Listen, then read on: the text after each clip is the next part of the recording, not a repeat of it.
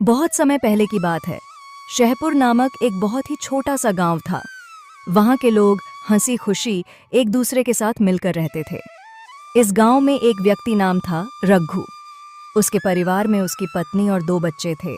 रघु के पास 2 गायें थीं जिनका दूध बेचकर वह अपने परिवार का पालन करता था। इस गांव की सबसे बड़ी समस्या थी पानी की, क्योंकि पूरे गांव में केवल एक ही तालाब था। लोग इसी तालाब से पानी भरकर अपने दैनिक जीवन की जरूरतें पूरी करते थे। गांव में और कोई पानी का साधन न होने की वजह से गांव के लोगों को इसी तालाब के पानी पर निर्भर रहना पड़ता था। हालांकि लोग अपनी इस जीवन शैली से खुश थे। कुछ समय ऐसे ही हंसी खुशी चलता रहा। लेकिन एक दिन जब गांव के कुछ लोग तालाब पर पानी भरने जाते हैं तो देखते हैं कि तालाब में बड़े बड़े मगरमच्छों ने कब्जा कर लिया है। अब लोग तालाब से पानी भरना छोड़ देते हैं क्योंकि मगरमच्छ उन्हें मार सकते थे। कुछ दिनों बाद कुछ लोगों ने हिम्मत करके तालाब से पानी लाने की कोशिश की, लेकिन मगरमच्छ उन्हें भी मारकर खा गए। इस घटना से पूरे गांव में भय और हड़कंप मच गया। अरे देखो भाई लोग, तालाब के इन बड़े मगरमच्छों ने हमारे गांव के 2 लोगों को मार दिया। अगर ऐसा ही चलता रहा तो धीरे धीरे यह पूरा गांव खत्म हो जाएगा।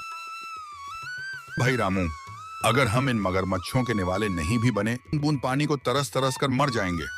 हाँ भाई लोग, यह तो बहुत बड़ी समस्या हो गई है। अगर हम तालाब के पास भी जाएंगे तो ये मगरमच्छ हमें मार डालेंगे। लेकिन बिना पानी के हमारा गुजारा कैसे होगा? हमें कुछ करना ही पड़ेगा। मगरमच्छ बहुत खतरनाक होते हैं। अगर हम तालाब के पास गए तो हमारी जान को खतरा हो सकता है। हाँ प्रधान जी, रघु सही कह रहा है। हमने देखा कि कुछ लोग पानी भरने गए थे और मगरमच्छों ने उन पर हमला कर दिया है। हाँ भाइयों, यह समस्या सच में गंभीर है, लेकिन हमें इसका कोई समाधान निकालना होगा। एक व्यक्ति है जो हमें इस समस्या से निकालने के लिए कोई बेहतर सुझाव दे सकता है। वह है मुखी दलपत। हमें इस बारे में दलपत से बात करनी चाहिए।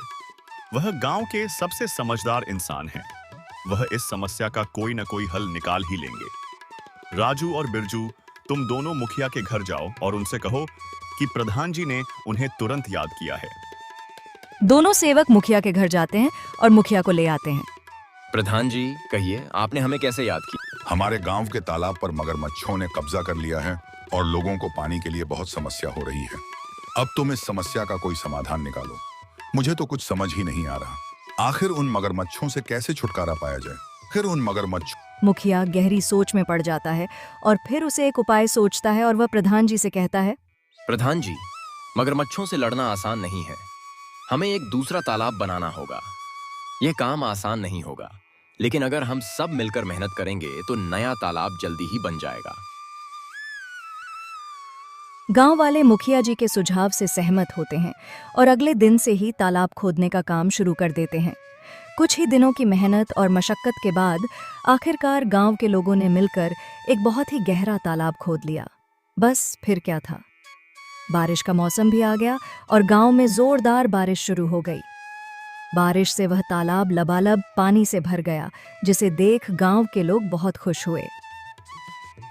अरे रघु, ये देखो, हमारा तालाब कैसे पानी से भर गया है। अब हमें पानी के लिए उस मगरमच्छ वाले तालाब में जाने की जरूरत नहीं पड़ेगी। हम यहीं पास के तालाब से पानी भर लिया करेंगे। हाँ काका, आज मैं बहुत खुश हूँ। आखिरकार हमारे गांव को इस पानी की समस्या से निजात मिल ही गई। ऐसे ही कुछ दिन हंसी खुशी बीत जाते हैं। गांव के लोग तालाब के होने से बहुत खुश थे, लेकिन एक दिन गांव के लोगों की खुशी को जैसे किसी की नजर लग गई। रघु की पत्नी बोली,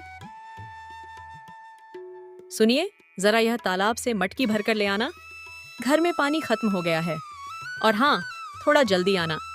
वहां गांव वालों से बातों में मत फंस जाना, जब तक मैं आपके लिए गाय का दूध निकाल देती हूँ। ठीक है राधा, लाओ 2 मटकी।